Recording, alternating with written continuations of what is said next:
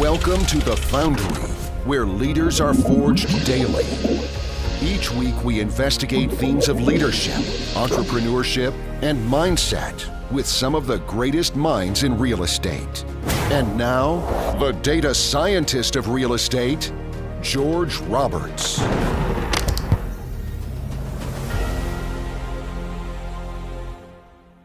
Welcome back, passionate investing community. Today, I have the pleasure of interviewing Zach Zimmer, founder of The Passive Life. If you haven't tuned in lately, you'll notice that I've changed the billboard of the show to highlight my soon-to-be released book, Passionate Living Through Passive Investing. And at The Foundry, we'll never lose our focus on leaders, entrepreneurs, and founders. However, we're also interested in ensuring that the wealth we're building isn't just a number. We are adamant about ensuring that improved finances translate into wider vistas and better relationships with the people we love. And yet, work is not something to be avoided. Work is soulcraft, makes us better and stronger people. So I'd like to start by reading a snippet from Zach's LinkedIn, which puts these values into perspective. So he says that he's primarily focused on family, friends, traveling, golfing, exercise, and other self-care activities. When I want to work, I'm focused on building my real estate business, partnerships, private equity investments, and money lending. So now enough about me and my upcoming book. Time to get back to our guests. Zach's journey from climbing the corporate ladder to achieving a 1%er life, retired on passive income before 40, is a simple story. Simple, but not necessarily easy. Initially following the traditional path of education and career, Zach then took the red pill, changing his mindset and actions to build a portfolio of rentals, cash flowing more than 4 times his corporate director role in just 6 years. He then focused on diversifying and multiplying income streams through syndications and money lending to further expand this new life with an abundance of time and cash flow. So now it's time to welcome our guest. Welcome to the show, Zach. Hey, thanks for having me and that lovely introduction. I like your approach of lending to people that you know. I mean, I prefer to lend to people I don't know, because then if I have to foreclose, I don't feel bad about it. Yeah. But I also know that you are very good at avoiding evictions. And I've heard you got a plan, or you like to go into workout plans with people rather than just like a cookie cutter saying, hey, here's a 3-day notice, and then boom, hammer falls and you go take them to court. So tell us, how do you know when it's worthwhile to enter one of those workout plans, and how do you structure those? Yeah. So, somebody asked a while ago about why haven't I truly lived the passive life and put a property manager in place, right? And handed my portfolio to a property management company.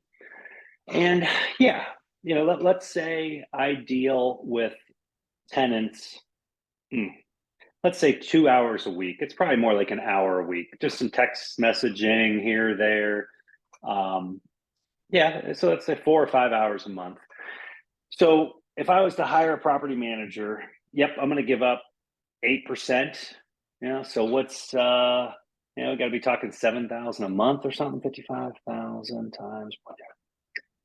So like $5,000 a month or something I would be giving up to save an hour or so a week of time, which that's definitely not worth it, right? My time's worth, $1,000 an hour, absolutely. But then a property So manager, modest of you. well, they say your time, you should divide out your work hours by your total income, and yeah. My time closing deals is probably worth $1,000 an hour. But so when a property manager's in place, they have to follow a process, right? They have a process that they follow on the 3-day notice, on when they file things to court.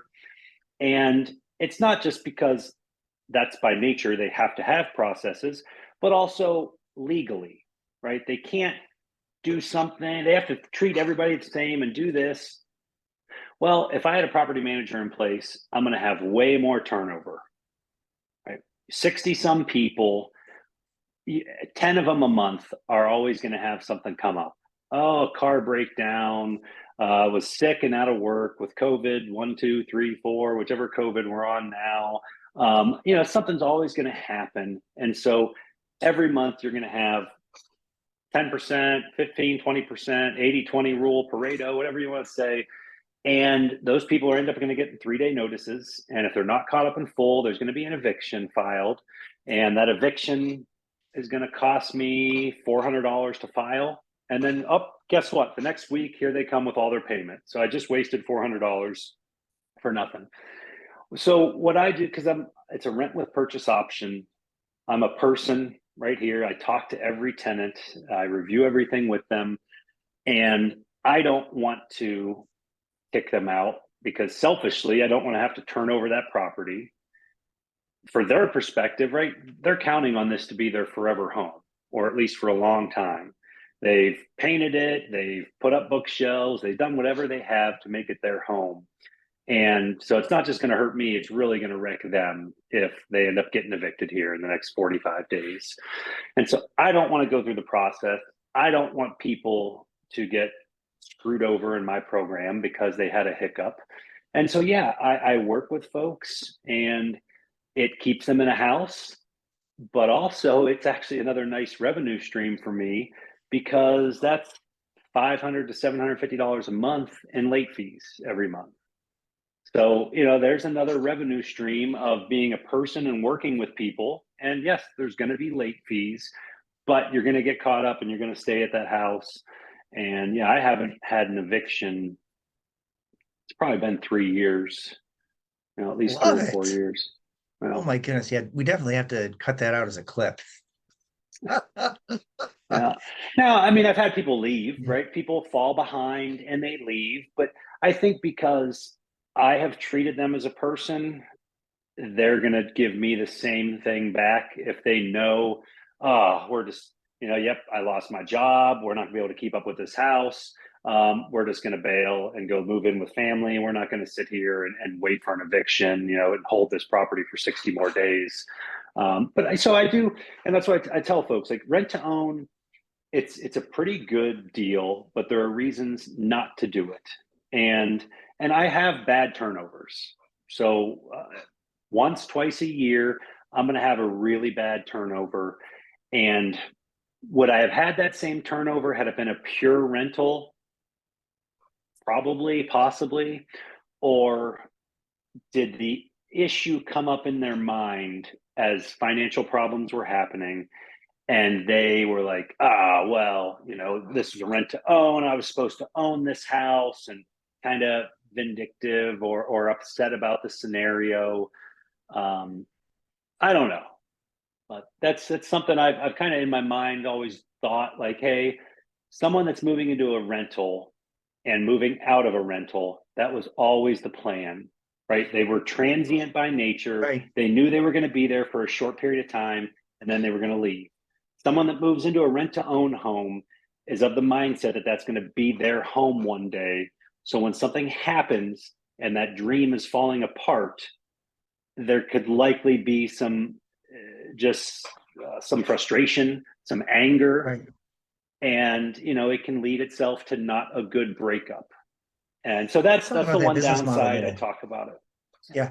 I know a lot of people, you collect a pretty hefty deposit when you do the rent to own model. Usually, my understanding, conventional wisdom is people actually take care of the place better.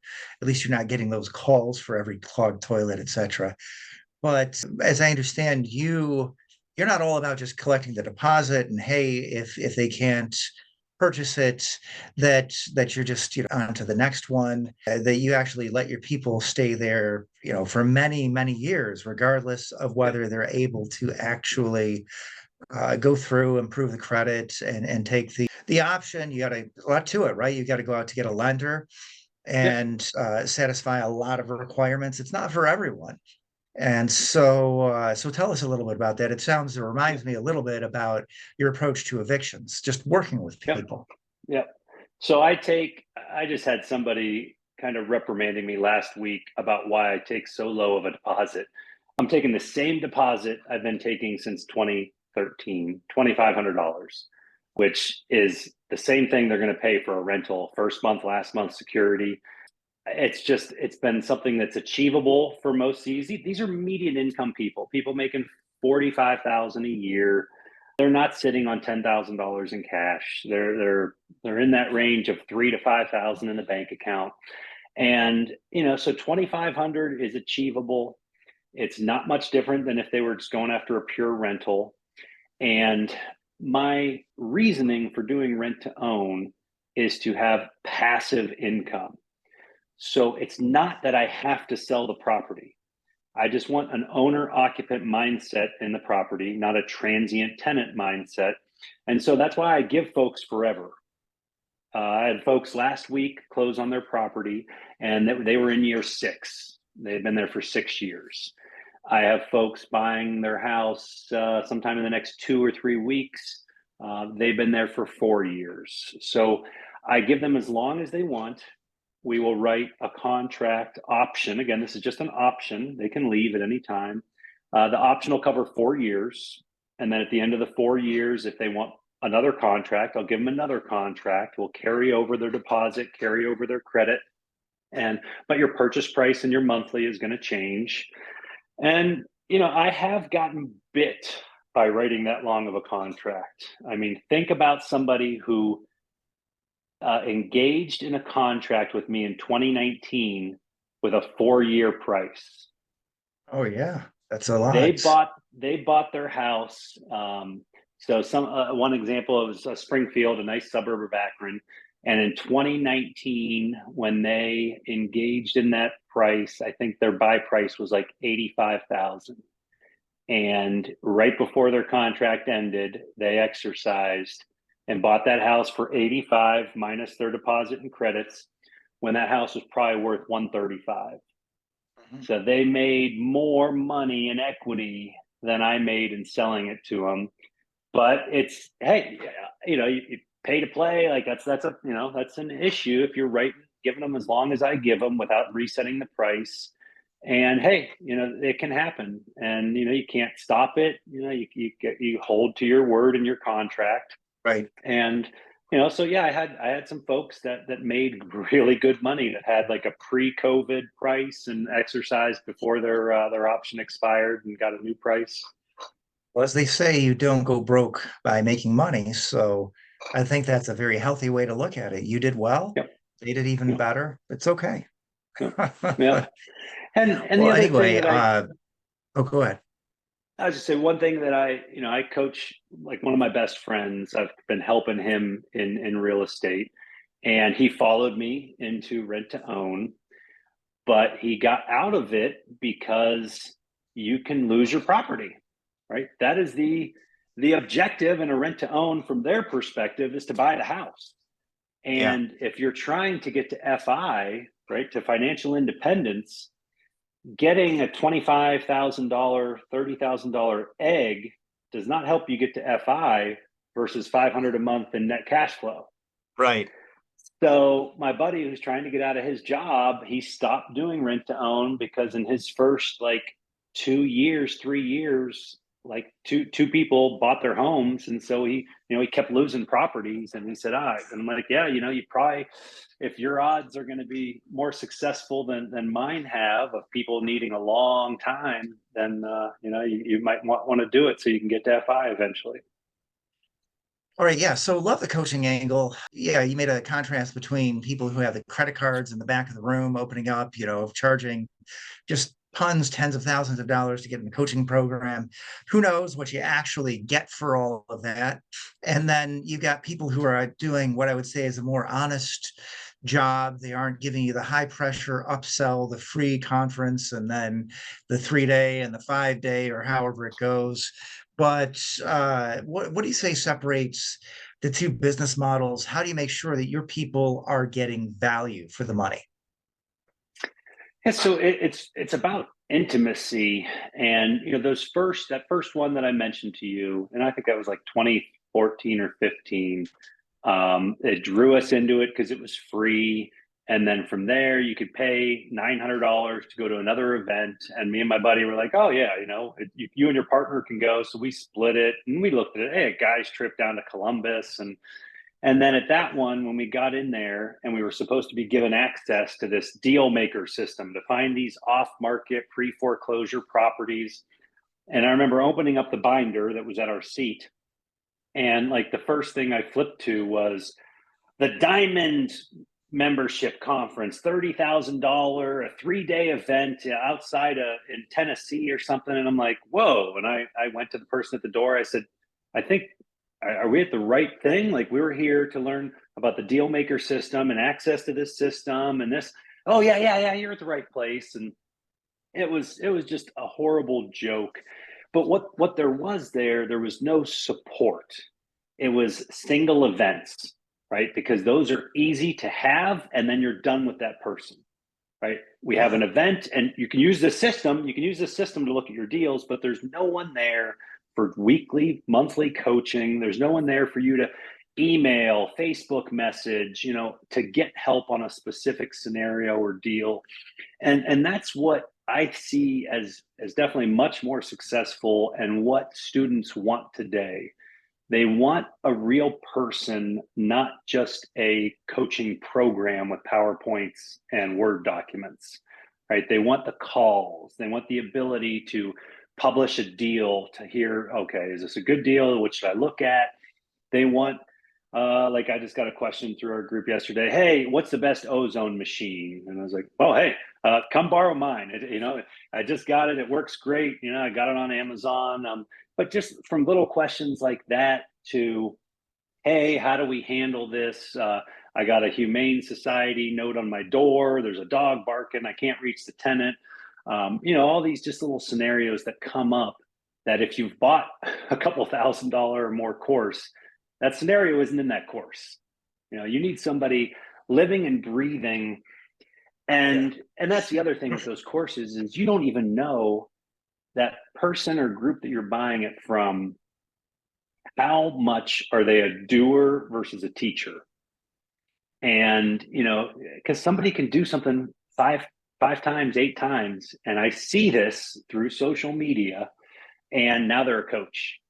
And I know these people intimately and how bad they were at doing, because I lent to them and lost money and got screwed around with them, but now they're a coach. And they say that if you fail in life, you can always teach. And that's what I see. I mean, there's this one individual, he was such a disaster. I apologize to the teachers out there, because I have some great teachers in my listening audience. Well, like you say, anything, in any business, you got people that are doing it ethically and people who aren't. And that upsell, that's a huge clue.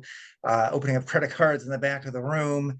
And then, yes, you're right. If you don't have a community and some hours where you actually get the face time with that coach, that's hard, especially when they're signing up people that are totally fresh. And I'm sure there are a lot of people that will take a system like that and they'll go very far. And those are the ones that you see in the front of the room. They come up on the stage and, unless a coaching program is ethical in terms of turning people away that are just too fresh or who really are not self-starters, then it ends up, in my experience, often just taking money from people and not really providing a whole lot. But yeah. It's hard. You almost, for somebody looking for a coaching group, you definitely don't want to take any sponsored ad on Facebook. I'm going to say, that all the guys I know that are legitimate doers first and have a coaching arm second, none of them are paying for advertising of their coaching group. These are guys like myself. My focus is continuing to grow cash flowing assets, build my wealth, have my fun, great passive life. And then as a second thing, teach people what I'm doing, show them what I'm doing, show them my daily learnings in good and bad, right? Here's how I lost $1 million, guys. What's more important? How to make 20% on your money or how to not lose 100%. So, I love just publishing in the group, like, hey, here's my learnings for the week, for the day. Here's what I'm after. Here's what I did. Here's what's going on with this thing. And I like people to see that, because if they just listen and follow, they're going to capture. So the key with the coaching is just somebody that is really doing. I mean, they want to view and follow this person to see the deals they're really doing, and not just like, oh, that they're a coach and doing these things. Like, I would want to see my coach 80% of his income to come from doing the thing, not from teaching the thing. Right. And the coach that you actually get, are they doers? Because a lot of times these programs will have people that maybe they're not doers, or maybe they're still kind of fresh themselves, or maybe they have had a long career, but they're not really doers anymore. And some of that knowledge may be getting stale. So yeah, a lot of things to look for. But anyway, awesome interview, Zach. I think we covered a lot of topics on investing, but we'd like to get a little deeper in getting to know you. I got a couple of serious questions, and then, maybe some more whimsical questions before we hit the lightning round. I'd like to know what you've gotten better at saying no to in the last year. Syndications. Anything, I used to say yes. I used to say yes to, so many. They would cross my desk and, 25% targeted IRR, 3-year hold. I'm not in this asset class, or I'm not in this state, because I was trying to diversify everywhere. Asset classes, different states. Yeah. I was like, yes, here's the wire. Yes, here's the wire. So I at a mastermind last year is where I just, all these pain points were coming in, and it's I can't help it now. The money's been there for a year or whatever. And I committed, nope, I am not doing any more syndications, 24 and 25. Don't even think about it. I'm going to go back to being semi-active, buying my own deals, partnering, money lending. I have a lot of money mentally to make up for before I ever just completely blindly trust another syndicator sponsor again. Yeah, I love it. And of course, some of my listeners are probably wondering, well, George, now aren't you a syndicator? But yes, yes, I am. But I do appreciate the perspective, because you do have to be careful. You got to look at the experience level. Have they been in the asset class before? Do they have boots on the ground? I mean, there's so many things. Yeah, background check. That's easy to do. You can see if somebody has SEC violations, and I mean that's just so cheap. It's free. It takes 5 minutes. So these are all very, very some good things to do. Wanted to add a couple to the list. Well, yeah. I mean, now that you can just do whatever you want, I mean, how does that change the character of the work that you do? So, it started in 2020 or 2019 when I no longer had the job. I became very protective of my calendar, right? My calendar used to have double bookings and triple bookings with directors, COO, vice presidents, and then I'm trying to do real estate stuff in between all this. And in 2019, when I was all done with it, I just became so protective. Like, I don't want to schedule anything in my calendar, because I don't know if I'm going to hang out at my pool, if I'm going to go golfing, if I'm going to go down to my place in Florida, if, I don't know what's going to come up, what I'm going to feel like tomorrow. So I still am a lot like that. I am very passive at deal flow as well. I'm not real actively. I certainly don't send out mailers and buy lists. And I have some bird dogs and wholesalers and tenants that actually, drive around and send me deals. And people from my group, actually in my coaching group, a guy brought me a deal that's going to end up being a great flip, that he's wholesaling it to me. So he's making some money. So it's going at it very passively, because I don't know, like, I don't have it all together. It may seem like I do, but I just don't know what I want to do. And, I don't want to go to 100 single families. I don't want to own transient multis. So it's just designing, having this life. It's really life design around just an enjoyable life. My kids, my friends, my family, trying to build a bigger life with my podcast and the coaching, and trying to get people that I know all over the country that I can network and hang out with and partner with. So, when I look at anything where my money is going to go, I want it to be something I'm interested in.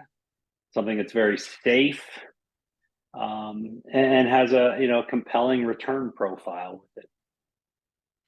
Yeah, great. And then one whimsical question before we go into our lightning round.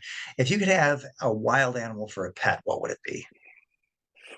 Wild animal for a pet. Well, hear what you're thinking. I can probably give you some some ideas here. I think Salvador Dali, didn't he have an anteater or something really exotic that he took out in public just once? An anteater. My daughter loves the capybara. Yeah. And we won one for her, a giant one at Cedar Point last week. Right. So they are kind of cute looking. I don't know much about their behaviors, but a capybara is a pretty cool looking animal. If I didn't have, like, we have dogs, we love dogs, but if I had to do something different, it would definitely be more like that. Not like what I found and walked up on at a vacated rental 2 weeks ago, which was about a 5-foot long python. Nice, So nice. that was a nice thing that they left for me when they bailed out of the house and trashed it. And inside of an appropriate terrarium, I hope.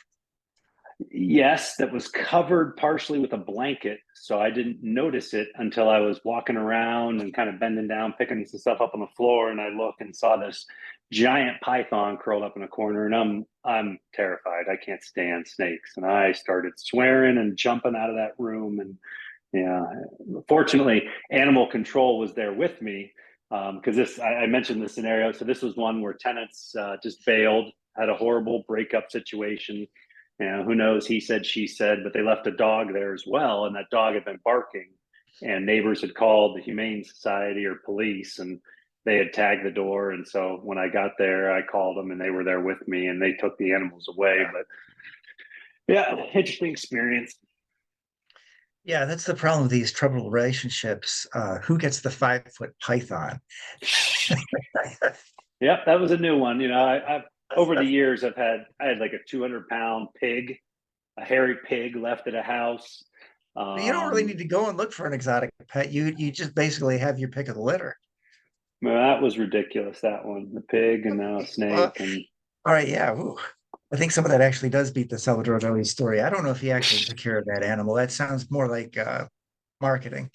All right, so here, ready for the lightning round. I call this the 7. Let's hit it.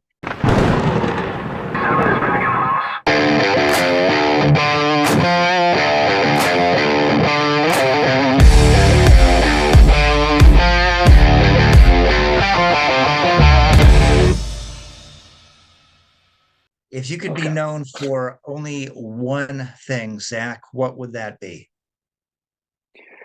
I think rent to own, rent with purchase option is what I'm kind of settled on, like being known for now. And I'm putting together a full blown out course and video series. And, I have good friends that are great doers and teachers.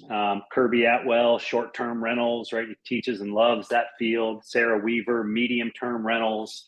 And, I kind of settled in like, hey, I think I could be the RTO guy to, teach people the good, the bad, and how to do, work a high integral rent to own program with folks.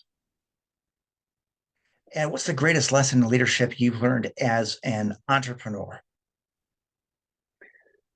So I don't know that it was specifically taught to me, but it's something I try to get through to tenants is, I define integrity as you have a standardized value system. Your values are the same regardless of who you're talking to.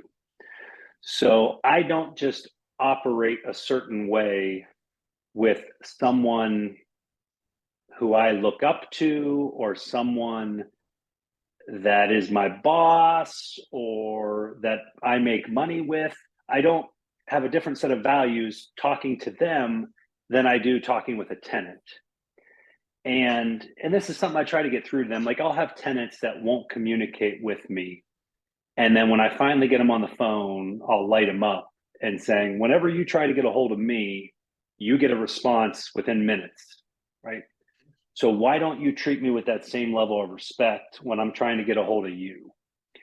And that's the thing, like I treat everybody the same. Like, so to me, like that's integrity, is having the same communication style, the same values, the same ethics and integrity with any level of person, any person I'm dealing with. And so I think that's the key thing is, the key way of leadership is everyone has to be treated the same, regardless of their status in your businesses and personal life or their socioeconomic hierarchy. Treat everyone with the same level of respect. And what personal characteristic has been most pivotal to your success? I think I already know what you're going to say. So and we didn't really get to talk about this, but OCD. So obsessive compulsive Well, disorder. actually, no, I think that's going to be the title of the show you you suggested, which I always like to have the guests suggest titles because they suggest better titles than I ever could. Like let's see, how leveraging OCD to retire by 40. I had one guest who suggested do not watch this show, not safe for women, children, or pets. Men, women, children, pets. Okay. Yeah. Anyway, yeah, great guy, Dan Friedenberg. Yeah.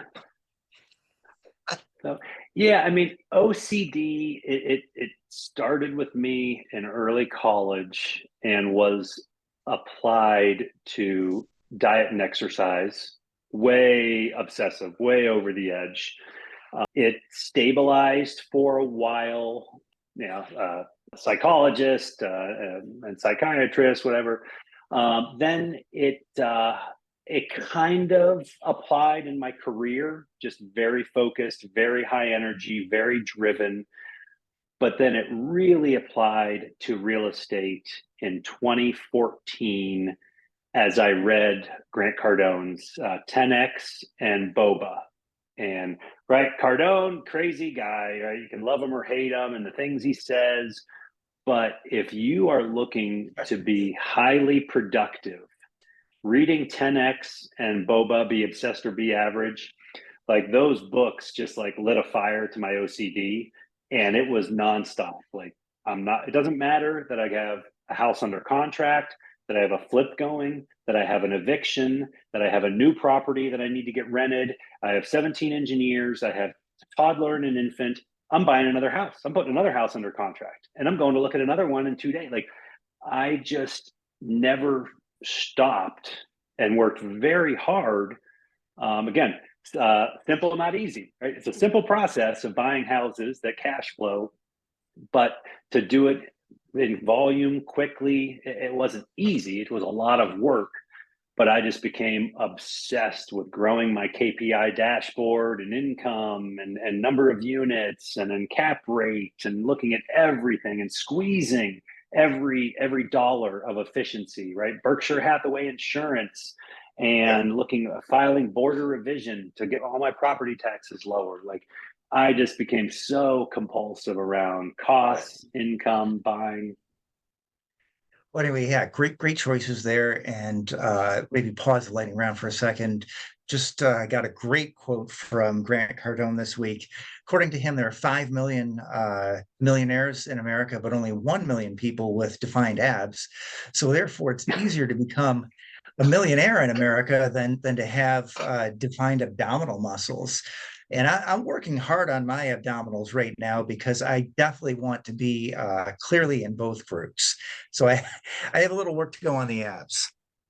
So I'm going to agree because I have never, as obsessed with fitness and nutrition, I have never had a six pack. That's the hardest thing. It's the pinnacle. It really is. And you see a lot of these trainers. I follow a lot of like social media trainers. Maybe I should kick in and pay them $1,000 a month for a year because they say all these things. But I don't know. I love sweets.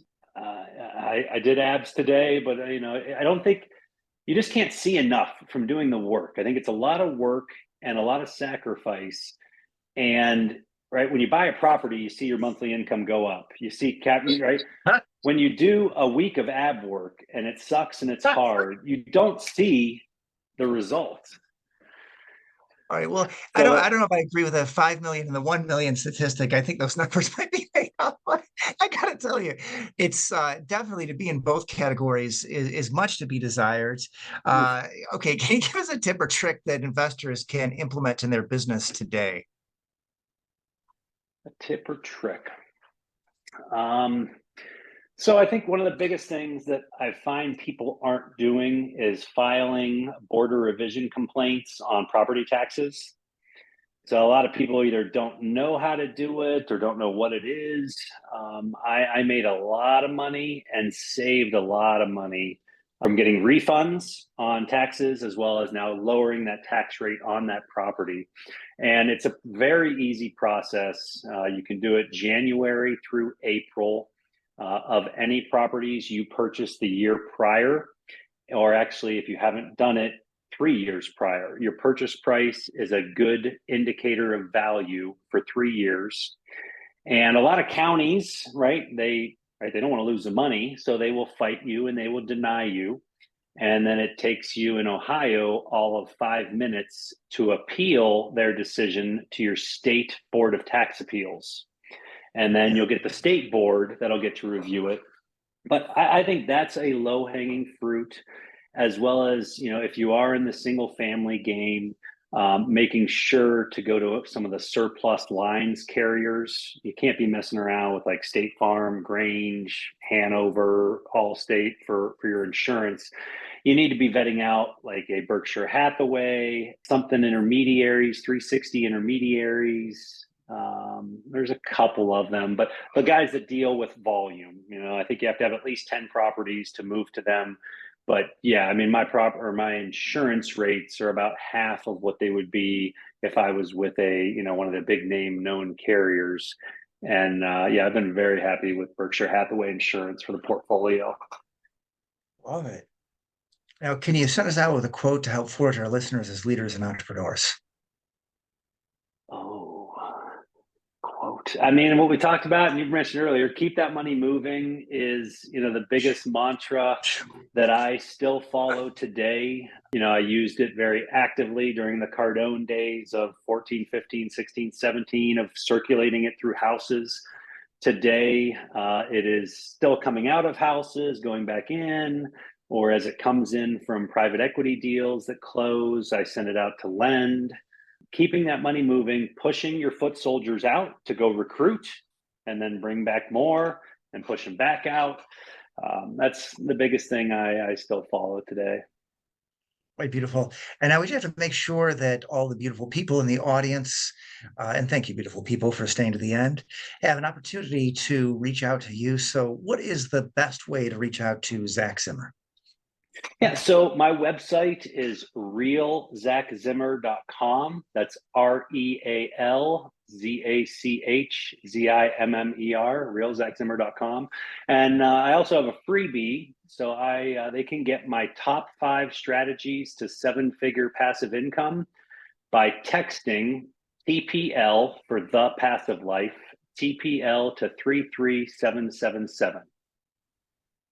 Right, awesome. Well, accept no invitations out there, people. And I want to thank you, Zach, for taking the time to share your knowledge and experience with our audience. Hey, thanks for having me. It's been fun.